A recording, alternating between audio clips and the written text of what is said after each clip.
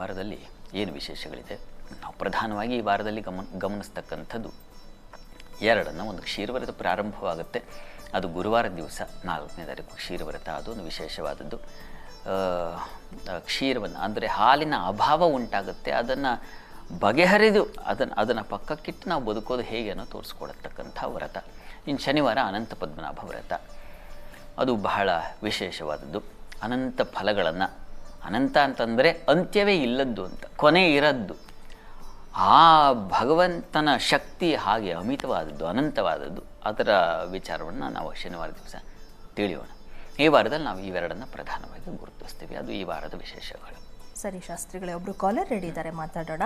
ಕೌಸಲ್ಯ ಅವರು ಚಿಕ್ಕಮಗಳೂರಿಂದ ಕರೆ ಮಾಡಿದ್ದಾರೆ. ನಮಸ್ತೆ ಕೌಸಲ್ಯ ಅವರೇ. ನಮಸ್ತೆ ಮೇಡಮ್. ನಮಸ್ತೆ ಮಾ, ಯಾರ ಬಗ್ಗೆ ಕೇಳಬೇಕಾಗಿತ್ತು? ಮೇಡಮ್, ನಂದು ಮತ್ತೆ ನನ್ನ ಮಗನ ಬಗ್ಗೆ ಕೇಳಬೇಕಾಗಿತ್ತು. ಯಾರ್ದಾದ್ರೂ ಒಬ್ರು ಬಗ್ಗೆ ಕೇಳಿ ಮಾ. ನನ್ನ ಮಗಂದು ಮೇಡಮ್ 30/12/2024 ಹುಟ್ಟಿದ್ದಾರೆ. 30/12/2024. ಸಮಯ ಸಮಯ ನೈಟ್ 9:46. 9:46. ಏನ್ ಪ್ರಶ್ನೆ ಇತ್ತು? ಅವನ ಭವಿಷ್ಯ ಹೇಗಿದೆ ಅಂತ ಮೇಡಮ್. ಸರಿ, ಶಾಸ್ತ್ರಿಗಳಿದ್ದಾರೆ, ಮಾತಾಡಿ. ಕೌಸಲ್ಯ ಅವರೇ ನಮಸ್ಕಾರ. ನಮಸ್ತೆ ಶಾಸ್ತ್ರಿಗಳೇ. ನಮಸ್ಕಾರ. ನಮಸ್ಕಾರ. ಮಗು ಬಗ್ಗೆ ಅಲ್ವಾ? ಹೌದು ಮೇಡಮ್. ನೋಡಿ, ಇದು ಸಿಂಹ ಲಗ್ನವಾಗಿದೆ. ಲಗ್ನದ ಅಧಿಪತಿ ಸೂರ್ಯ ಪಂಚಮ ಸ್ಥಾನದಲ್ಲಿ ಗುರುವಿನ ಮನೆಯಲ್ಲಿರ್ತಕ್ಕಂಥದ್ದು ತುಂಬ ಒಳ್ಳೆಯದು. ಮತ್ತು ಕರ್ಮಸ್ಥಾನ ಕೇಂದ್ರ ಸ್ಥಾನದಲ್ಲಿ ಗುರುವಿರ್ತಕ್ಕಂಥದ್ದು ತುಂಬ ಒಳ್ಳೆಯದು. ಇಲ್ಲ, ಒಳ್ಳೆಯ ಲಕ್ಷಣ ಇದೆ.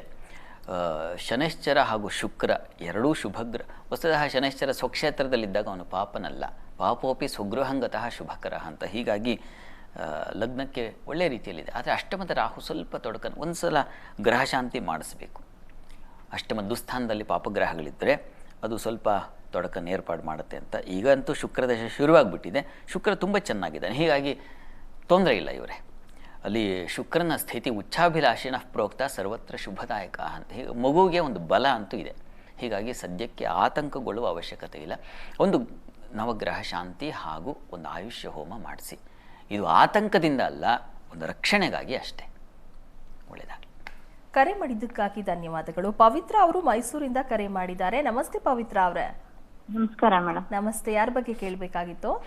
ನನ್ನ ಬಗ್ಗೆನೇ ಕೇಳಬೇಕಿತ್ತು. ಹುಟ್ಟಿದ ದಿನಾಂಕ, ಸಮಯ ತಿಳಿಸಿ. 19/3/1988. 19/3/1988. 88 ಬೆಳಗಿನ ಜಾವ 4:30. ಬೆಳಗಿನ ಜಾವ 4:30. ಏನ್ ಪ್ರಶ್ನೆ ಇತ್ತು? ಇದ್ರೆ ನಾನು ಯಾವ್ದು, ನನಗೆ ಕನ್ಯಾ ರಾಶಿ ಉತ್ತರ ನಕ್ಷತ್ರ ಅಂತ ಹೇಳ್ತಾರೆ ಮೇಡಮ್. ಅದ್ರ ಬಗ್ಗೆನೇ ಕೇಳ್ಬೇಕಿತ್ತು, ಯಾವ ರಾಶಿ ಬರ್ತದೆ ಅಂತ, ನಮ್ಮ ಭವಿಷ್ಯದ ಬಗ್ಗೆ ಕೇಳ್ಬೇಕು. ಸರಿ, ಶಾಸ್ತ್ರಿಗಳಿದ್ದಾರೆ, ಮಾತಾಡಿ. ನಮಸ್ಕಾರ ಪವಿತ್ರ ಅವರೇ. ನಮಸ್ಕಾರ ಗುರುಜಿ. ನಮಸ್ಕಾರ. ಏನು ನಿಮ್ಮ ಪ್ರಶ್ನೆ? ರಾಶಿನ ಯಾವ ರಾಶಿ ಬರ್ತದೆ ಇದು, ಈ ಟೈಮ್ ನಾನು ಹುಟ್ಟಿಸೋದು? ನೀವು 4:30 ಅಂತ ಹೇಳಿದ್ರಲ್ಲ, ಬೆಳಗಿನ ಜಾವ ಅಲ್ವಾ? ಹೌದು. ಬೆಳಗಿನ ಜಾವ 4:30ಕ್ಕೆ ಆ ದಿನಾಂಕಕ್ಕೆ 19/3/88ಕ್ಕೆ ರೇವತಿ ನಕ್ಷತ್ರ ಮೀನರಾಶಿ ಬರುತ್ತೆ. ಹೀಗಾಗಿ ತಮ್ಮದು ರೇವತಿ ನಕ್ಷತ್ರ ಮೀನರಾಶಿ. ಅದನ್ನು ಬರೆದಿಟ್ಕೊಳ್ಳಿ, ಅಥವಾ ನಿಮ್ಮ ಮನಸ್ಸಿನಲ್ಲಿ ಬರೆದಿಟ್ಕೊಂಡ್ರೆ ಆಯಿತು. ಅದು ಶಾಶ್ವತವಾಗಿರುತ್ತೆ. ಎಲ್ಲೋ ಬರೆದಿಟ್ಟರೆ ಕಳೆದು ಹೋಗಿಬಿಡುತ್ತೆ. ರೇವತಿ ನಕ್ಷತ್ರ ಮೀನರಾಶಿ ಸರಳವಾಗಿದೆ. ರೇವತಿ ನಕ್ಷತ್ರ ಈಗ ಈಗ ನಿಮಗೆ ಟೈಮ್ ಹೇಗಿದೆ ಅಂದರೆ, ಈಗ ನಡೀತಾ ಇರತಕ್ಕಂತಹ ಕಾಲ ಶುಕ್ರದಶೆಯಲ್ಲಿ ತಮಗೆ ಈಗ ನಡೀತಾ ಇರತಕ್ಕಂಥದ್ದು ಶನೈಶ್ಚರನ ಕಾಲ ನಡೀತಾ ಇದೆ. ಜಾತಕದಲ್ಲಿ ಶನೈಶ್ಚರ ವ್ಯಯಸ್ಥಾನದಲ್ಲಿದ್ದಾನೆ. ಸ್ವಲ್ಪ ಆರೋಗ್ಯದಲ್ಲಿ ಬಾಧೆ ಉಂಟಾಗಬಹುದು, ಕಣ್ಣಿನ ಬಾಧೆ, ಕಾಲಿನ ಸಮಸ್ಯೆಗಳು ಇದನ್ನು ಸೂಚಿಸ್ತಾ ಇದೆ. ಹೀಗಾಗಿ ಹತ್ತಿರದಲ್ಲಿ ಯಾವುದಾದ್ರು ಆತಂಕ ಪಡಬೇಡಿ. ಹತ್ತಿರದಲ್ಲಿ ಯಾವುದಾದ್ರು ಶನೈಶ್ಚರ ಸನ್ನಿಧಾನ ಇದ್ದರೆ ಶನೈಶ್ಚರ ಸ್ವಾಮಿಗೆ ಪ್ರತಿ ಶನಿವಾರ ಹೋಗಿ ಒಂದು ರುದ್ರಾಭಿಷೇಕ ಮಾಡಿಸಿ. ಅಭಿಷೇಕ ತೀರ್ಥ ಅದನ್ನು ಪ್ರೋಕ್ಷಣೆ ಮಾಡ್ಕೊಂಡು ಸ್ವಲ್ಪ ತೀರ್ಥ ಸೇವನೆ ಮಾಡಿ. ತೀರ್ಥದಲ್ಲಿದೆ ಮಹತ್ವ, ಅದರಲ್ಲಿದೆ ಶಕ್ತಿ.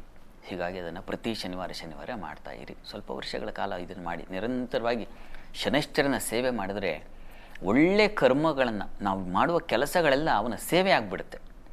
ಹೀಗಾಗಿ ಒಳ್ಳೆಯ ಸಂಪಾದನೆ ಆಗಬೇಕು. ಅದು ಪುಣ್ಯವೋ ಹಣವೋ ಮತ್ತೊಂದು ಆಗಬೇಕು ಅಂದರೆ ಶನೈಶ್ಚರನ ಕೃಪೆ ಬೇಕಾಗುತ್ತೆ. ತಾವು ದಯವಿಟ್ಟು ಇದನ್ನು ಶ್ರದ್ಧೆಯಿಂದ ಮಾಡಿ, ಅನುಕೂಲ ಆಗುತ್ತೆ. ಒಳ್ಳೆಯದಾಗಲಿ. ಕರೆ ಮಾಡಿದ್ದಕ್ಕಾಗಿ ಧನ್ಯವಾದಗಳು.